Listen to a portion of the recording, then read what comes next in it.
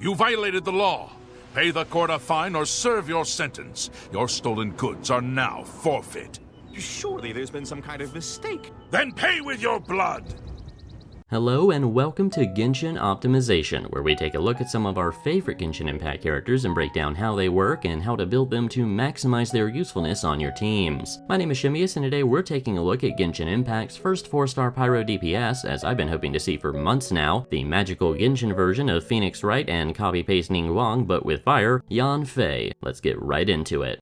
Yanfei is a Pyro Catalyst user who can offer great sustained or burst pyro damage mostly as a main DPS but also as a solid sub DPS. While her numbers don't quite keep up with some of the other broken 5-star Pyro DPSs in the game, for a 4-star DPS, she is very solid and can deal plenty of damage to carry a team through the abyss. Yanfei's normal attacks are decent, being a 3-hit string of fireballs that all deal solid pyro damage and feel surprisingly clean and fluid to use, but her charge attacks are where a majority of her damage does come from. Yanfei's charge attacks have great scaling as long as you stack your Scarlet Seals. Scarlet Seals are a stacking passive where she gains a seal every time that she hits a normal attack, stacking up to 3 seals at max or 4 max at C6, with her elemental skill and ult also both fully stacking these seals on cast. Each Scarlet Seal decreases the stamina cost and increases the damage of Yanfei's next charge attack, which then consumes those Scarlet Seals. As such, when playing Yanfei, you should look to use normal attacks alongside her skills to stack her Scarlet Seals to unleash max strength charge attacks as much as possible to maximize your damage. Just watch your stamina consumption, because without C1, even with max Scarlet Seals, her charge attack stamina consumption is still extremely high. At max Scarlet Seal stacks, her charge attacks cost 27.5 stamina at C0, with that being reduced by over half to 12.5 stamina cost when you have her first constellation. Yanfei's elemental skill, Signed Edict, has similar scaling and range to Yanfei's empowered charge attack, but its main value is in the fact that when it hits an enemy, Yanfei instantly gains the maximum number of Scarlet Seals, which is a fantastic way to instantly stack this passive and then use a maxed out charge attack. Yanfei's ult, Done Deal, has similarly solid attack scaling, causing a pyro damage explosion around Yanfei, instantly granting max Scarlet Seals and then empowering her with Brilliance for 15 seconds. During this duration, Brilliance grants Yanfei a Scarlet Seal every second, as well as grants her a solid charge attack damage bonus. Yanfei's power revolves around her charge attacks and stacking her Scarlet Seals to maximize the effectiveness of those charge attacks, so making good use of your elemental skill and ult are very important to maximize her damage, and we'll discuss the skill rotation that I suggest using in the gameplay and mechanics section later in this video.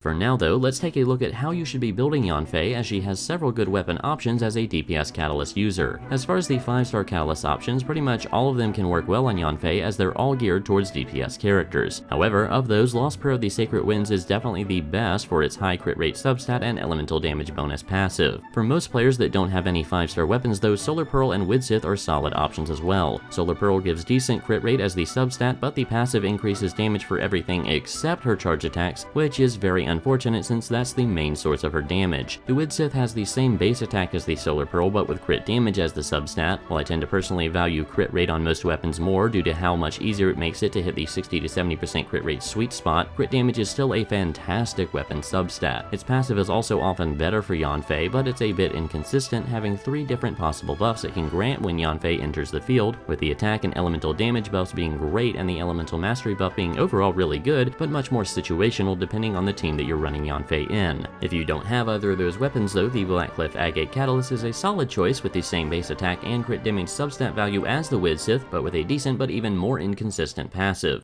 As for artifacts though, there's a few options to consider when building your Yanfei that depend on how you plan to play her, as well as what you actually have available on your individual account. The main options you should look for Yanfei's artifacts are either a 4-piece Crimson Witch set or a 4-piece Wanderer's Troop set. The 4-piece Crimson Witch set is more highly recommended, as it's much more easy to farm and grants a more consistent damage buff. Don't undervalue this set just because she can't fully stack the passive like Diluc can. The Pyro and Pyro-based reaction damage bonuses are still very strong. The 4-piece Wanderer's Troop set is also very strong on Yanfei, but mostly in very reaction-heavy comps that can make good use of the 2-piece's 80 elemental mastery bonus. But the main point of interest is definitely the 4-piece's massive 35% charge attack damage bonus. With no time limits or stipulations other than wielding a bow or catalyst, it's a very consistent and strong bonus for a charge attack-centric character like Yanfei. And the power of the Crimson Witch set doesn't dwarf the Wanderer's set either, so you can viably pick which one you prefer based on how good the stats are on the artifacts you personally happen to have in each set. Speaking of stats, Yanfei should follow a similar build path to other main DPSs with her artifact main and sub stats. As for main stats, you should go for attack on the timepiece, pyro damage on the cup, and crit stats on the circlet. If you have the 60 to 70% crit rate sweet spot without that on your circlet, take a crit damage circlet, otherwise go for crit rate on it. And for sub stats, you should, just like your circlet main stat, prioritize crit stats. You should look to hit 60 to 70% crit rate, then stat crit damage at a roughly 1 to 2 ratio of crit rate to damage, then attack should be the next priority to further boost your damage baseline. After this, energy recharge and elemental mastery should be your final priorities. With an 80 energy cost on a 20-second cooldown, you should shoot for at least 160 to 170% energy recharge to be able to ult roughly on cooldown. But you can manage with even less if you run her with another pyro character like Bennett, who can generate additional pyro energy particles for her. After hitting this energy recharge threshold, I suggest capping your artifacts off with elemental mastery. As a pyro DPS, you should be focusing on melt and vaporize reactions to maximize your damage, so extra elemental mastery to buff the damage of those reactions is very strong to have.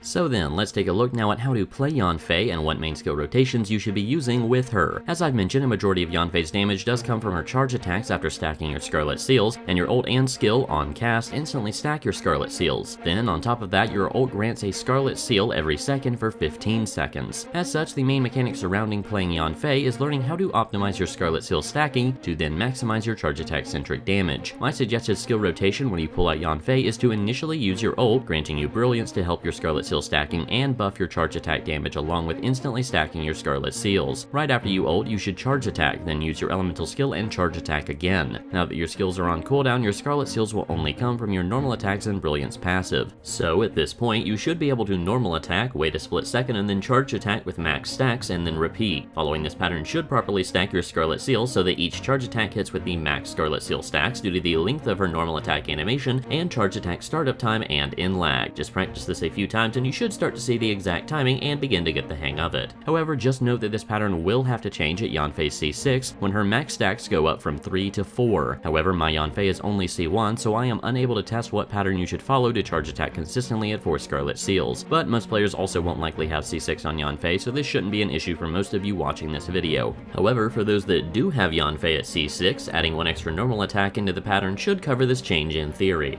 Now then, let's take a look at what team comps are good to run Yanfei with. As a main DPS character, you should focus on building a team around Yanfei rather than finding a team to put her into. Being a pyro DPS character, she's very useful to have in your roster and can fit into a few different team comps, often centered around the extremely powerful melt and vaporize reactions. But before getting into reaction-based comps, one comp I wanted to highly recommend is a pyro DPS core by pairing Yanfei with Bennett. Bennett is a very powerful support character and he offers a lot for Yanfei, especially since together they grant your team the Pyro Resonance for a 25% attack buff. Additionally, Yanfei is a ranged character, so it's really easy to remain in Bennett's stationary ult AoE without having to worry as much about enemy positions. Pair in an elemental sub-DPS of your choice for access to your preferred reaction and a flex utility support option to fill the last slot, such as Venti Sucrose or Zhongli, and you've got a fairly strong and well-balanced team. The first reaction-based core I wanted to discuss is a Vaporized core, pairing Yanfei with either Mona or especially Xingqiu. Both options offer good sub-DPS potential while keeping Hydro applied on enemies for consistent vaporize reactions on Yanfei's charged attacks. You can also bring this core around to pair them with Bennett in the Pyro DPS core, then rounding out with a utility support of your choice such as Venti, Sucrose, or Zhongli. But other supports are still very much worth looking at, as you can effectively take alternative elemental supports in certain situations, focusing on covering your elemental needs against different types of enemies, especially against different types of Fatui and Abyss Mage shields. Melt versions of this core are also viable, but less effective unless Cryo is the side consistently proccing the reaction, since Pyro is the side that tends to linger after the reaction compared to Hydro lingering after vaporize reactions. The final core I wanted to discuss is an Overload core, pairing Yanfei with Beidou and or Fischl to consistently proc the reaction without one of its main downsides, that being how it tends to throw enemies around. I normally absolutely hate the Overload reaction due to it sending enemies flying or staggering back constantly, but this isn't really as much of an issue for a ranged character like Yanfei. While I do still heavily prefer vaporized teams with Yanfei personally, this setup shouldn't be ignored, as it can really pack a punch, especially when electro-based reactions are expected to get a notable buff soon. Round out this core with similar utility options to the vaporized core and you've got another solid option that should become even more viable after those reaction buffs.